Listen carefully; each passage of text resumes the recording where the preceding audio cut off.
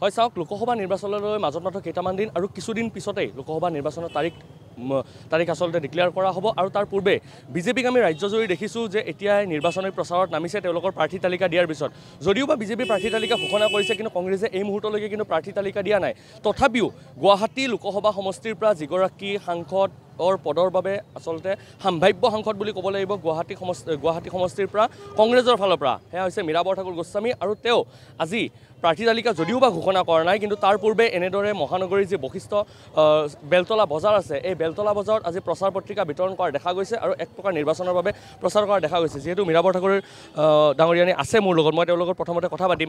প্ৰথমতে এটা কথা কৈ লৈছোঁ যদিও বা কংগ্ৰেছে প্ৰাৰ্থী তালিকা ঘোষণা কৰা নাই আপুনি সম্ভাৱ্য সাংসদ পদৰ বাবে আপুনি সম্ভাৱ্য প্ৰাৰ্থী কি ক'ব যদি এই নিৰ্বাচনৰ প্ৰাৰ্থিত্ব দিয়ে মানুহটো আশাবাদী আশা নাথাকিলে মানুহ জীয়াই থাকিব নোৱাৰে গতিকে মই আশাবাদী যে দলে শুদ্ধ সিদ্ধান্ত ল'ব আমাৰ তিনিজন প্ৰাৰ্থী আছে যাকে প্ৰাৰ্থিত্ব নিদিয়ক সকলোৰে হৈ মই এই প্ৰচাৰটোৱে কৰিম কাৰণ সংবিধানখন ক্ৰাইচিছত আছে ডেমক্ৰেচি আজি ক্ৰাইচিছত আছে এতিয়া প্ৰাৰ্থী কোন হ'ব কংগ্ৰেছৰ পৰা সেইটো বহুত ডাঙৰ বিষয় নহয় কিন্তু এজনে মাত্ৰ কথা কয় কালি নৰেন্দ্ৰ মোদীক দেখিছে অকলে জীপ চাফাৰীত গৈছে অকলে বাগানত উঠিছে অকলে সিদ্ধান্ত লয় অকলে যদি এজন মানুহে সিদ্ধান্ত লয় সেইকাৰণে ইমান ভুল সিদ্ধান্তবিলাক হৈছে আজি তাৰিখত আপুনি বেলতলা বজাৰতে চাওক ইমানখিনি বজাৰত মানুহ আছে দৈনিক গুণ্ডা টেক্স ইয়াৰ পৰা কালেকশ্যন কৰা হয়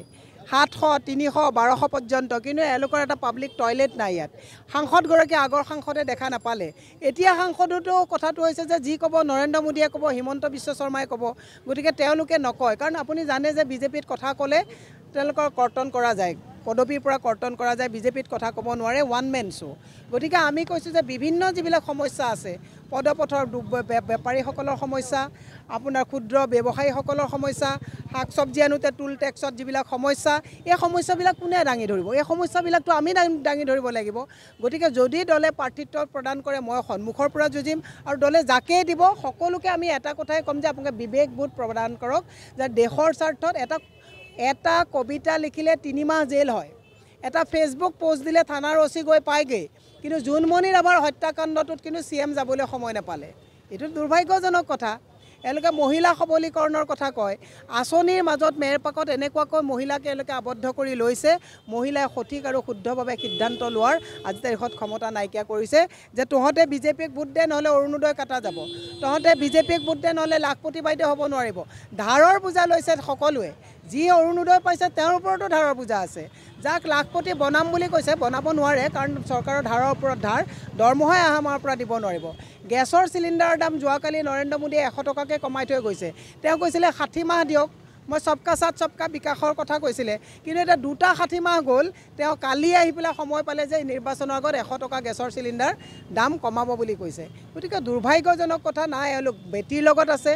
স্কুল বন্ধ কৰি মদৰ দোকান কৰিছে না যুৱকৰ লগত আছে 42% যুৱকৰ হাতত আজি তাৰিখত চাকৰি নাই গোটেই ব্যৱস্থাখিনিৰ বিৰুদ্ধে সজাগতা কৰিবৰ কাৰণে আমি আপোনালোকে এইবাৰ এটা নতুন শ্লোগান লৈছে পৰিৱৰ্তন নহয় পৰিত্ৰাণ লাগে এইবাৰ পৰিৱৰ্তন নহয় পৰিত্ৰাণ লাগে কাৰণ নৰেন্দ্ৰ মোদী ডাঙৰীয়া সপোন দেখুৱাইছিল পৰিৱৰ্তনৰ এই পৰিৱৰ্তনত এটাই পৰিৱৰ্তন কৰিলে কংগ্ৰেছৰ দিনত যিবিলাক ৰাজহুৱা সম্পদ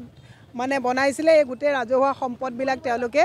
এটাকৈ আদানী আম্বানী ওচৰত আজি ৰেলৰ বিভাগটো ৰেলৰ নিচিনা এটা ডাঙৰ উদ্যোগ যক লৈ আমি গৌৰৱ কৰোঁ আজি সেইটো আদানীৰ হাতলৈ হস্তগত হৈ গৈ আছে আজি কোভিডৰ সময়ৰ পৰা 12খনকৈ আমাৰ লোকেল ট্ৰেইন বন্ধ কৰি দিয়া হ'ল য'ত আমাৰ এই ব্যৱসায়ীসকলে এতিয়া গাড়ী ভাড়া কৰি আহিব লাগে টুল টেক্স দিব লাগে যিটো কাৰণে আমি কম 500 টকা লৈ আহিলে চব্জি কিনিবলৈ নোৱাৰা এটা অৱস্থা এই কথাবিলাকৰ ঊৰ্ধত ৰাইজক বিবেক প্ৰদান কৰিবৰ কাৰণে আমি এই অভিনৱ আমাৰ প্ৰচাৰ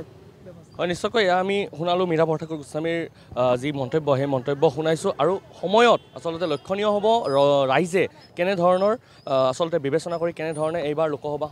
সাংসদত বহুৱাবলৈ আচলতে বিজেপিৰ প্ৰাৰ্থী নে কংগ্ৰেছৰ প্ৰাৰ্থীক জয়যুক্ত কৰে এয়া সময়ত লক্ষণীয় হ'ব কিন্তু তাৰ পূৰ্বে এনেদৰে জনাইছোঁ যে বিজেপিৰ যিসকল প্ৰাৰ্থী ইতিমধ্যে বিজেপিয়ে যিহেতু প্ৰাৰ্থী তালিকা ঘোষণা কৰিছে আৰু 14খন আসনৰ ভিতৰত 12খন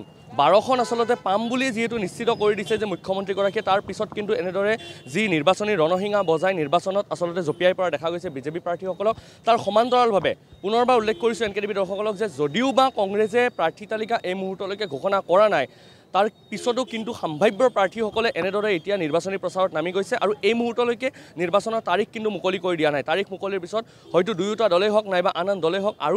আৰু ইয়াতকৈ অধিক জোৰদাৰভাৱে নিৰ্বাচনত জঁপিয়াই পৰা দেখা যাব। কিন্তু আমি এই মুহূৰ্তত দেখুৱাইছোঁ কংগ্ৰেছে এনেদৰে ৰাজপথত সাধাৰণ জনতাসকলৰ ওচৰলৈ গৈ প্ৰতিজন লোকৰ ওচৰলৈ গৈ কেনেদৰে চলাইছে নিৰ্বাচনী প্ৰচাৰ।